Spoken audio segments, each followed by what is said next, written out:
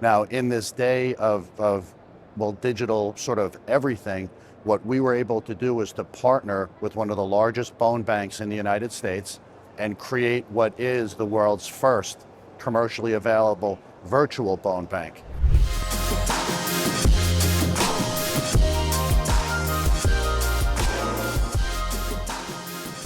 From the standpoint of the orthopedic surgeon, it is largely like bone carpentry work, a lot of work that they do. Now, there's a lot of soft tissue work as well.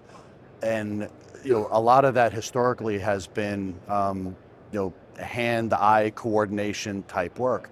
With the advent of 3D printing and be able to make personalized surgical guides, it allows those surgeons to have more control, more precision, be able to preoperatively plan where those bone cuts need to be made, and then execute it in the operating room really with more precision and with less time. So it's very, very powerful technology from that sort of bone carpentry perspective.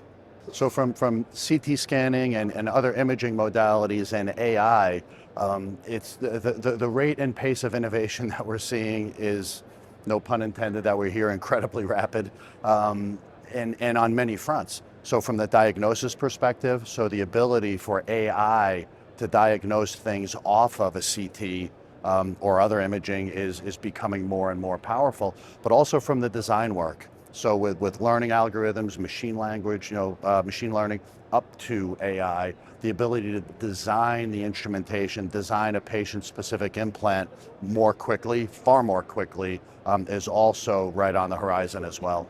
So from the perspective of bone banks, what surgeons use those bone banks for is to replace any diseased or missing bone. Now, in this day of well, digital sort of everything, what we were able to do was to partner with one of the largest bone banks in the United States and create what is the world's first commercially available virtual bone bank. And why that's powerful is it allows the surgeons to basically review the bone that they're going to receive in the operating room ahead of time and know how it will fit. And that can be done because that bone is CT scanned.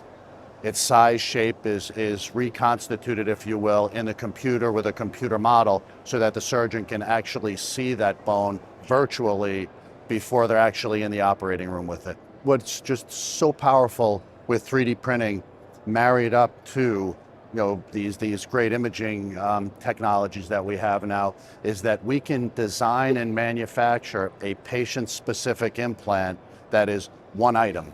So typically what would happen previously is the surgeon would go into the operating room with a lot of inventory and a lot of different sizes and essentially fit the patient to a pre-manufactured implant.